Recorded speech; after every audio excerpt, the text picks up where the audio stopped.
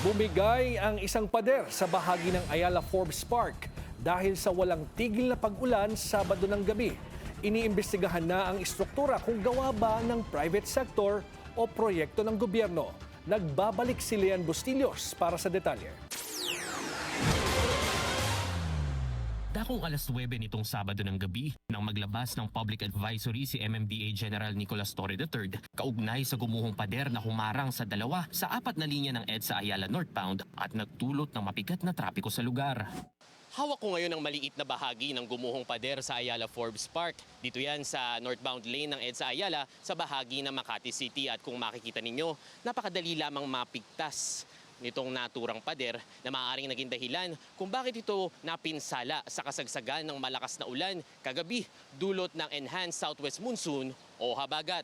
Agad namang rumesponde ang mga tauhan ng MMDA para sa clearing operations, kabilang si Torre at DPWH Secretary Vince Dizon na nag-inspeksyon sa lugar. Dito, natuklasan ng DPWH Chief ang umano'y substandard materials na ginamit sa pader. Hard deflex lang to, drywall lang ito.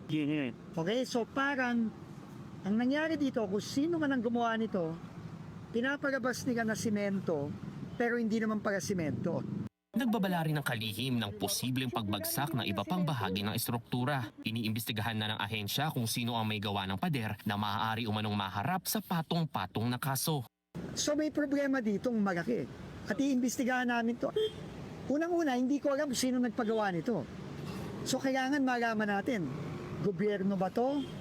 Yung may-ari ba ng bahay na to? Forbes Park ba ang nagpagawa nito? We have to find out kasi delikado to. Ito, pwedeng bumagsak din ito. Ayon pa kay Dizon, round the clock tatrabahuhin ng mga MMDA personnel ang paglilinis sa lugar. Wala namang naitalang nasugatan sa insidente habang patuloy ang pagre-review ng MMDA sa CCTV footage para tignan kung paano nagsimula ang pagguho. Para sa Agenda Weekend, Lian Bustillos, Billionaire News Channel.